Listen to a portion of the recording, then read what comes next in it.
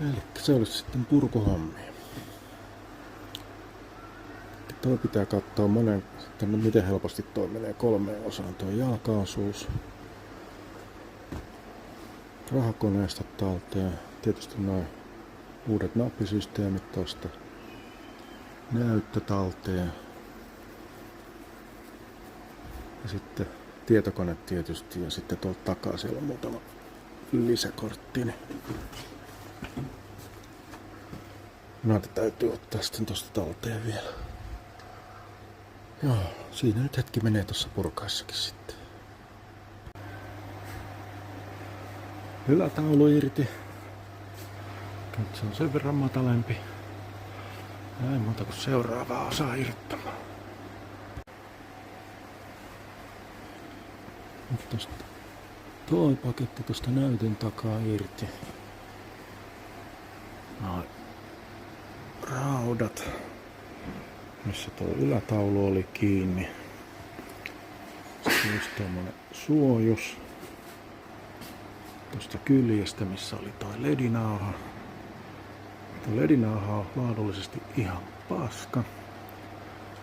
No, uutena ne ei kauaa kestänyt, kun niissä rupesi malat häviämään. Meni kokonaan pimeäksi. Yhtenä talvena ostettiin uudet.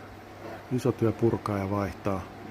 Uudetkin meni rikki. Sen jälkeen me ei ole niitä enää vaihdettu ja annettu vaan olla. Että laatu on ollut sen verran huonoa niissä. Se on toiminut ilmankin. Tuo on vielä toisella puolen toi reunapala paikoilla. Pölyä kertyy.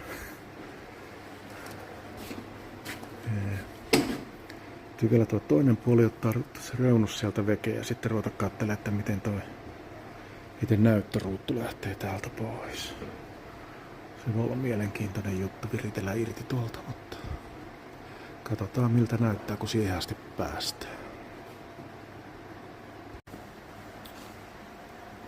Jälleen löytyy esimerkki siitä, että kaikki ihmiset vaan ei saisi suunnitella asioita. Toi näyttöruudun irrotus tosta.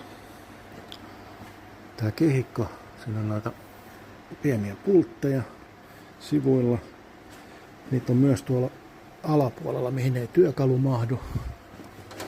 Ja tuolla välissä, minne ei työkalu mahdu. Tuolla voi tietysti rikkoa tosta, mutta tuonne alapuolelle ei pääse. Eli sä et saa tätä kehikkoa ja tätä suojapintaa veke. Eli sä et saa sitten myöskään telkkaria ulos. Ja miksi ei tuo koko paketti tuu ulos sieltä? Telkkari on tossa. Telkkarilla on omat kiinnikkeet, eli mä löysäsin noin alemmat, eli telkkari vähän liikkuu siellä. Mutta toi kehikko, noin pultit on tossa puussa kiinni. Eli tässä puussa. Eli sitä kehikkoa ei saa veke sieltä. Se miten tää on rakennettu. Tuolla näkyy pultteja ja tuolla, eli tää menee tosta kohti 2 osaa. Eli tää on tehtaalla rakennettu niin, että tää paketti on ollut selällään. Sitten on saatu se sininen kehikko tuolle telkkaripaikoille ja se sininen kehikko rullattua kiinni siihen.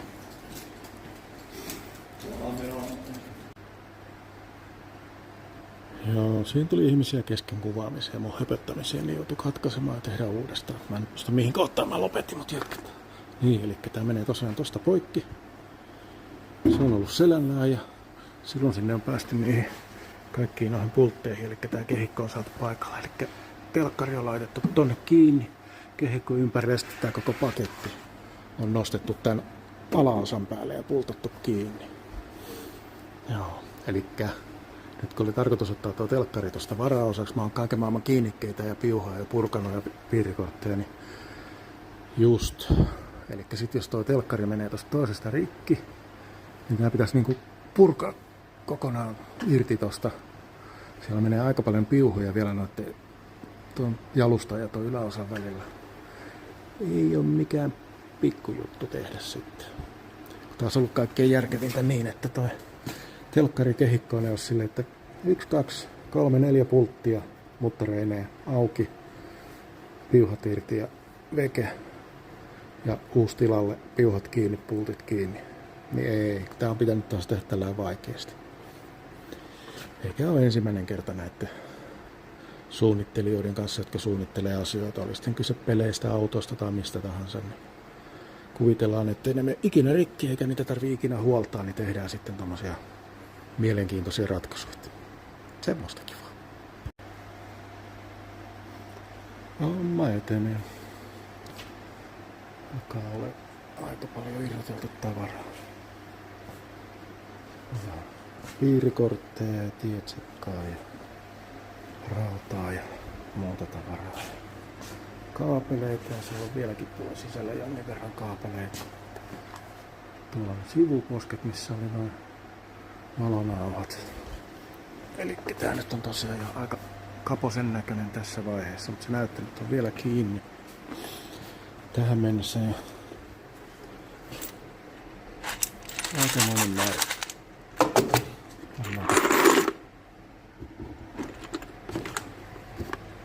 Ruuveja ja muttareita kertynyt. Ja vielä siinä olisi aika paljon jäljellä. Rautaa ja muovia ja puuta. Pitäisi erotella toisistaan, että saa oikeisiin paikkoihin jätelavoilla. No, kyllä tää tästä edistyy.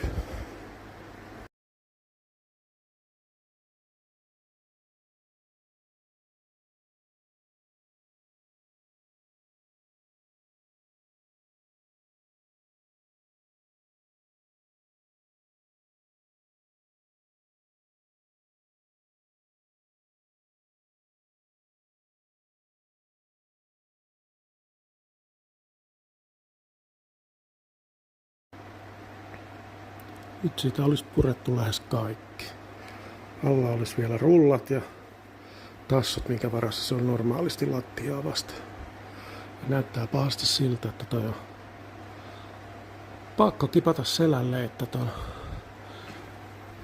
ylälaudan saa lyötyä sieltä pois. Pääsee noihin ruuveihin tuolla käsiksi ja sitten pääsee tosiaan katkaisemaan tämän kahteen osaan, että saa tuolta alapuolelta ton sinisen kiinnityspultit irti. Ja sitten vasta saa näytön veke. Eli tää täytyy kipata selälle. Ei maha mitään. Paska juttu. Meinasin ruveta kippaamaan nurin tosta. Mut siis ei mun tarvi sitä kipata, kun sieltä otetaan ne 4 kiinnityspulttia tuolta irti, mitä saa nostettua tästä veke. Ja sitten pelkkä tää näyttöosuus laitetaan selälleen tuohon. Eikä tätä koko pakettia kaadeta. Jee. Täytyy ottaa pultit irti ja ottaa työkaveri tuohon avuksi, niin saadaan se veke. Noniin. 4 pulttia ja irti ja pötkälleen siihen. Nyt mä saan ton sinisen kehikon irti tosta. Selkeä saa ton telkkarin veke siitä.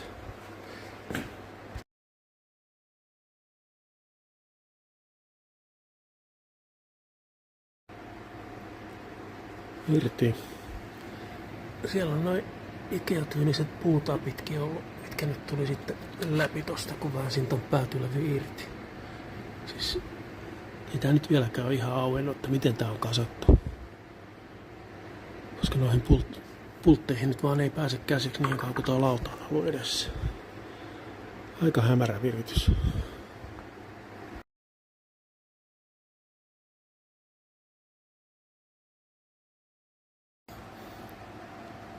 Eli toi sininen kehikko oli kiinni noissa kulmaraudoissa, mitkä on tässä puussa kiinni. Tällä päädyssä oli vielä tämmönen. Siinä oli lasi, minkä mä nyt ei näyttäisi, nyt nostin sen tuonne reunaan jo. Eli siinä oli lasi ton pinnan ja ton kehikon välissä. Tarkoittaa sitä, että jos tosta joskus menee tuo ruutu rikki, se on niin iso purkaminen, että sekin on valmista tavaraa. Tuo toinen, jos siinä joutuu vaihtamaan. Tämä on niinku rakennettu kyllä niin ei huoltoystävällisesti tämä systeemi, että tätä ei pääse purkamaan tai irrottamaan tuolta, ellei tätä pura ihan päreeksi. Joo, hyvin suunniteltu. Mä niin tykkään.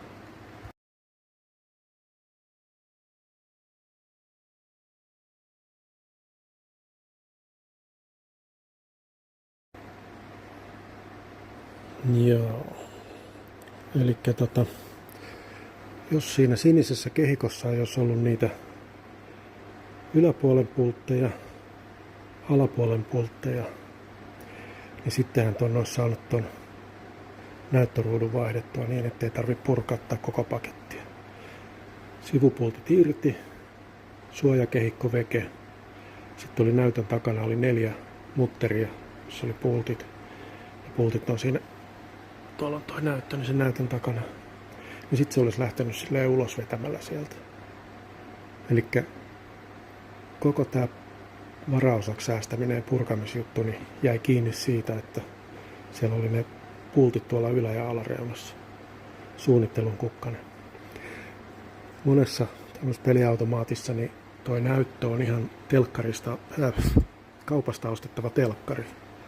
Ja se on silleen suht yksinkertaisesti kiinnitetty, että jos toi näyttötelkkari menee rikki, niin semmoisen saa kaupasta uuden. Ja sen pystyy yleensä suht pienellä vaivalla vaihtamaan, mutta tämmönen rakentelu, niin tää on kyllä ihan hanurista tämmönen systeemi.